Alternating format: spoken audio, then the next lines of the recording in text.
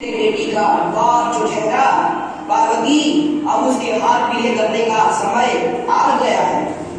पर हमारी आनंदी तो अभी सिर्फ 9 साल की है। अभी तो उसके पढ़ने लिखने और खेलने कूदने के दिन हैं। देख पार्वती, लड़कियां पराया धर्म होती है और जितना जल्दी इन्हें घर से विदा कर दे उतना अच्छा है। कल से आनंद की पढ़ाई लिखाई बंद। पर बाबू, इसमें मेरी क्या गलती है? आप मुझे पढ़ाई करने क्यों नहीं देते? तेरी गलती है कि तू एक लड़की है। लड़का होती तो क्या बाबू? लड़का होती तो क्या? ऐ लड़की, ज्यादा जबान ना चला, नहीं तो जबान अलग से खींचकर बाहर निकाल दूंगा। बाबू, मैं पढ़ लिख कर कुछ बनना चाहती हूँ। मेरी पढ़ाई ना रोको बाबू। आनंदी, तुझे पढ़ना है तो पढ़, लेकिन सारी उम्र बाप की छाती पर यूं बोझ मत करना बैठ। पर बाबू, अभी तो मेरी उम्र पढ़ाई लिखाई की है। मुझे पढ़ लिख कर डॉक्टर बनना है। पढ़ाई पढ़ाई पढ़ाई, आज तो तेरी किताबों का काम तमाम करके ही छोड़ूंगा। ये ले। नहीं बाबू, मत पढ़ो बाबू। अच्छा नहीं बाबू, नहीं। बाबू, ये तुमने क्या किया? तुमने मेरी इन किताबों को ही नहीं पढ़ा बाबू। मेरी किस्मत फाड़ दी, मेरी किस्मत। ये काफी किताबें ना सिर्फ छोरों के हाथ में अच्छी लगती है, लड़कियों के हाथ में तो सिर्फ मेहंदी अच्छी लगती है, मेहंदी। पर बाबू, मैं लड़की हूँ तो क्या हुआ? लड़का और लड़की तो हमारे दोनों आंखों के समान होते हैं। चुप कर आनंदी, और यह एहसान मान कि अब तक जिंदा है तू। कहीं बचपन में गला दबाकर मार दिया होता तो यह तेरी बकबक नहीं सुननी पड़ती आज। पर बाबू, मुझे चूल्हा जलाना अच्छा ना लगते हैं। देख छोरी, जितना जल्दी हो तू चूल्हा जलाना सीख ले, उतना ही अच्छा है तेरे लिए। और हाँ, तेरा ब्याह तो होगा, वो भी कल। अगला जीवन है तुम्हारी यही कहानी। आंचल में है दूध और आंखों में है पानी। मुझे माफ कर दे बेटी, तेरे बापू के जिद के आगे मेरी एक न चलेगी। माफ कर दे बेटी, मुझे माफ कर दे। इस प्रकार मात्र 9 वर्ष की छोटी उम्र में आनंदी का विवाह गोपाल राव जोशी से हो गया।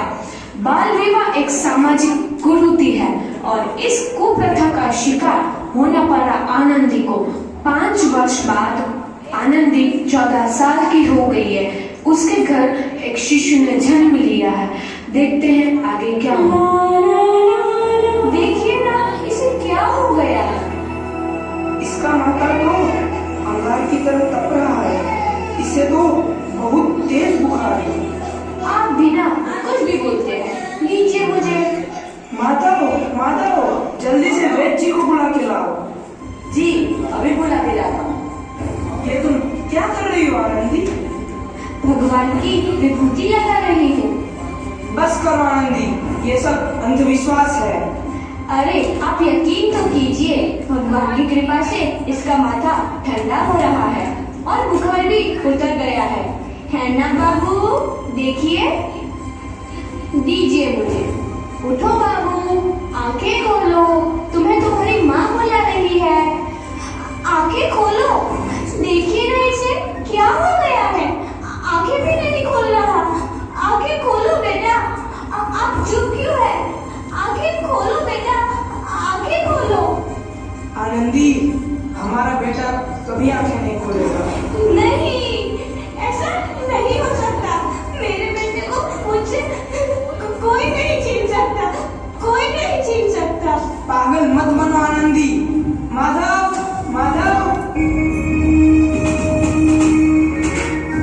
आनंदी, बंद करो ये पागलपन। भगवान ने मेरा बच्चा छीन लिया। भगवान ने नहीं, तुम्हारी अशिक्षा और अंधविश्वास ने तुम्हारा बच्चा छीना है। अगर तुम पढ़ी लिखी होती तो आज हमारा शिशु जीवित होता। तुम अनपढ़ थे आनंदी, अनपढ़। नहीं, अब मैं अनपढ़ नहीं रहूंगी मैं अनपढ़। मैं पढ़ूंगी ताकि कल किसी और आनंदी को इलाज के अभाव में अपना बच्चा ना खोना पड़े। शाबाश आनंदी, और यही तुम्हारे अपराध के लिए प्रायश्चित भी है।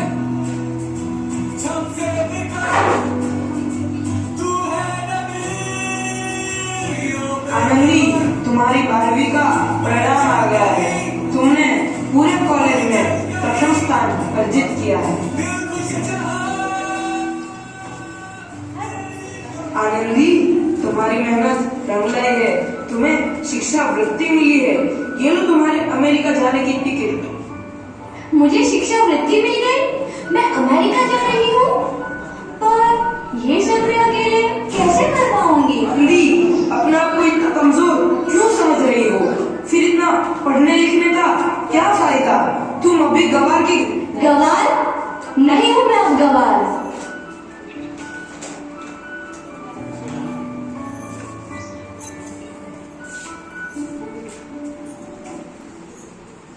इस प्रकार 7 अप्रैल 1883 को आनंदी अमेरिका के पेंसिल्वेनिया के लिए रवाना हुई और 3 साल बाद उन्होंने डॉक्टर ऑफ मेडिसिन की उपाधि प्राप्त कर ली।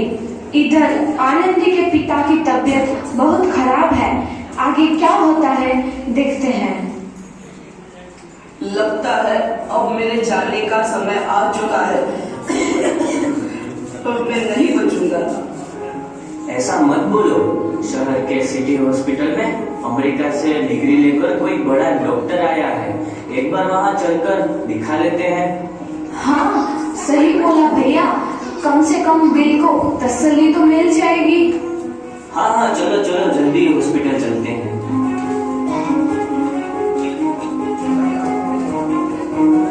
इस मरीज की हालत तो बहुत ही खराब है। कोई चमत्कार ही इसे बचा सकता है।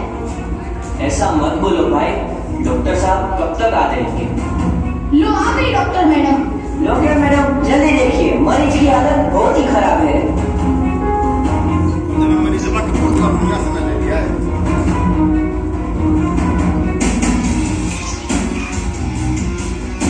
अब आप बिल्कुल ठीक है। मौत के मुंह से आपको बचाया है डॉक्टर मैडम ने। डॉक्टर साहब ने मुझे बचा लिया। मुझे मिलना है डॉक्टर साहब से। डॉक्टर साहब नहीं, डॉक्टर मैडम बोलो। डॉक्टर मैडम, उन्होंने ही तुम्हें जीवन दान दिया है। लो आ गई डॉक्टर मैडम, मिल लो उनसे। डॉक्टर मैडम, आपका बहुत बहुत धन्यवाद। आपने मेरी जान बचाई। इसके बदले में मैं गरीब भला आपको क्या दे सकता हूँ? वचन चाहिए मुझे कि कभी ये नहीं कहोगे कि लड़कियां कुछ नहीं कर सकती। वचन? ये कैसा वचन? अरे श्यामला, तुमने पहचाना नहीं? तुम्हारी बेटी आनंदी। आनंदी? मेरी बेटी आनंदी? डॉक्टर? हाँ बापू, वही आनंदी जिसके लिए बचपन में तूने चूल्हा और दूल्हा के अलावा कुछ नहीं सोचा था। आनंदी, आनंदी मेरी बेटी, मुझे माफ कर दे। मैं तेरा गुनहगार हूँ बेटी। नहीं नहीं बापू, वही आनंदी जिसके हाथ में लेकर के तुम उसकी सारी जिंदगी काला कर देना चाहते थे। माफ कर दे मुझे मेरी बच्ची, माफ कर दे। मैं तेरा अपराधी हूँ मेरी बच्ची, माफ कर दे। नहीं बापू, मैंने तो तेरा एहसान चुकाया है। याद है ना अपना एहसान जो बचपन में तुमने मुझ पर किया था? ताने सुना सुना कर जीते जी मार डाला था मुझको। अब बोल, और किस किस को मारेगा? आनंदी बेटी, मुझे माफ कर दे मेरी बच्ची। मैं तेरा गुनहगार हूँ। बापू, आपने ही तो बोला था किताबें सिर्फ बेटों के हाथ में अच्छी लगती है, बेटियों के हाथ में तो सिर्फ मेहंदी। बेटों और बेटियों में फर्क करना तो आंखों में फर्क करने समान है। एक का पढ़ना और दूसरे का ना पढ़ना सामाजिक अधिकार है बापू, सामाजिक अधिकार। उपकार मांगता हूँ मैं तुझ जैसी बेटी का, जिसने सारी उम्र मुझसे कुछ ना मांगा। मांगा तो सिर्फ बराबरी का दर्जा। वरना सच तो यह है कि मैं तेरी माफी के लायक भी ना हूँ। मुझे साथ तेरी बराबरी कर सके उसके मैं लायक भी ना हूँ मेरी बेटी, लायक भी ना हूँ। अपने बापू को क्या माफ नहीं करोगे आनंदी? माफ कर दो आनंदी, माफ कर दो। सुबह का भूला यदि शाम को घर लौट आए तो उसे भूला नहीं कहते। बापू। तो इस प्रकार आनंदीबाई जोशी ने अपनी मेहनत और अटूट इरादे से न केवल भारत की पहली महिला डॉक्टर बनी, बल्कि आगे चल के उन लड़कियों के लिए सुनहरा रास्ता दिखा गई जो जीवन में कुछ करना चाहती थी।